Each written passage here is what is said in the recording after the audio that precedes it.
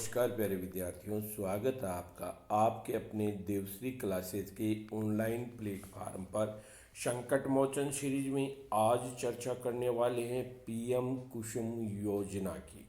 ये पीएम कुसुम योजना फ्लैगशिप योजना की एक महत्वपूर्ण योजना है।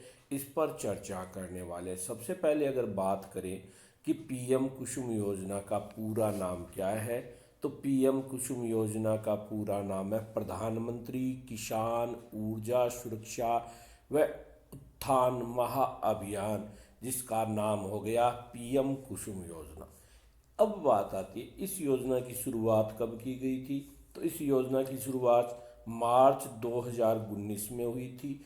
इसका मंत्रालय कौन सा है, तो नवीन और नवीकरणीय ऊर्जा मंत्रालय के द्वारा इसका संचालन किया जा रहा है और विभाग ऊर्जा विभाग है। इसके लिए एक ध्येय वाक्य बनाया गया है, अन्नदाता से ऊर्जादाता, यानी किसान जो अन्नदाता है अब ऊर्जादाता भी बनने जा रहा है।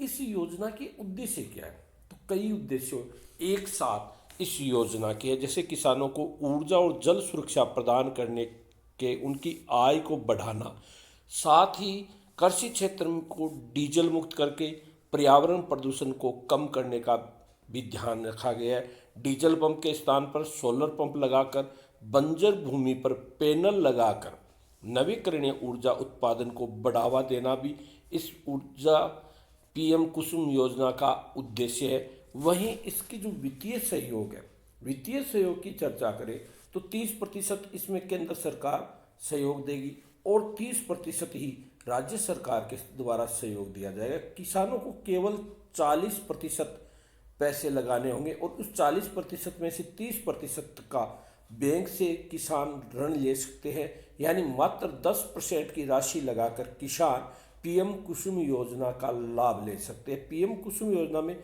राजस्थान, ध्यान रखना, भारत में पहले स्थान पर है, क्योंकि 135 मेगावाट पीएम कुसुम योजना के तहत ऊर्जा का उत्पादन राजस्थान कर रहा है। 1305 मेगावाट के 684 विकेंद्रीकृत और सौर संयंत्र स्थापित किए गए हैं अब तक। पीएम कुसुम योजना के तहत राजस्थान का पहला सौर ऊर्जा संयंत्र कोटपुतली बहरोड़ के भालेजी गांव में लगाया गया था और दूसरा घड़सीसर जो कि चूरू के अंदर है, इस चूरू के घड़सीसर में दूसरा सौर ऊर्जा संयंत्र जो है वो लगाया गया था। ध्यान रखना, पहला कहाँ लगाया गया था, कोटपुतली बहरोड में, दूसरा कहाँ लगाया था, घड़सीसर चूरू के अंदर। इस योजना के 3 प्रमुख घटक है, घटक ए, घटक बी और घटक सी। घटकों की अगर बात करें तो घटक ए में 0.5 से 2 मेगावाट तक का उत्पादन जो है सौर ऊर्जा संयंत्रों की स्थापना करना है। इसका संचालन राजस्थान अक्षय ऊर्जा निगम के द्वारा किया जाएगा। घटक बी में 7.5 हॉर्स पावर क्षमता तक के 20 लाख स्वतंत्र और ऊर्जा चालित कृषि पंपों की स्थापना करना है, जिसका संचालन राजस्थान डिस्कॉम के द्वारा किया जा रहा है। घटक सी जो है वो ग्रिड से जुड़े 7.50 एचपी क्षमता तक के 15 लाख कृषि पंपों को सोलराइजेशन किया जाएगा।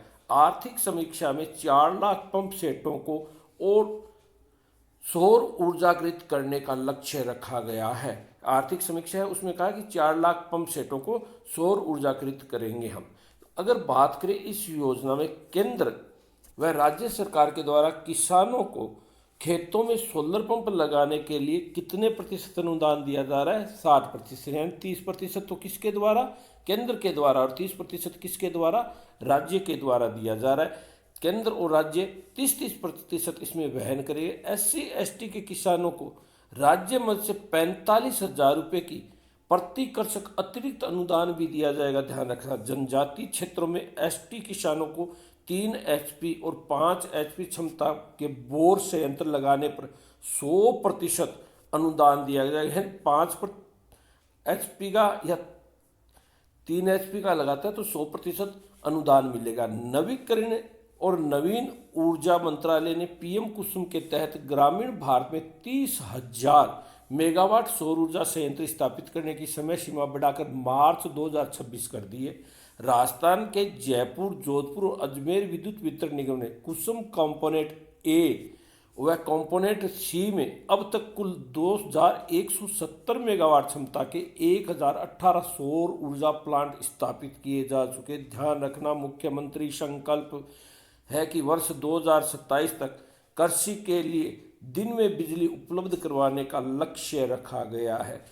आज के इस वीडियो में इतना ही। वीडियो कैसा लगा कमेंट करके ज़रूर बताना, लाइक शेयर कमेंट जरूर करना। एक दो बार इस वीडियो को और अच्छे से देखकर आप इस पीएम कुसुम योजना को अच्छी तरह से तैयार कर ले, क्योंकि प्रश्न आजकल यहीं से उठ रहे हैं।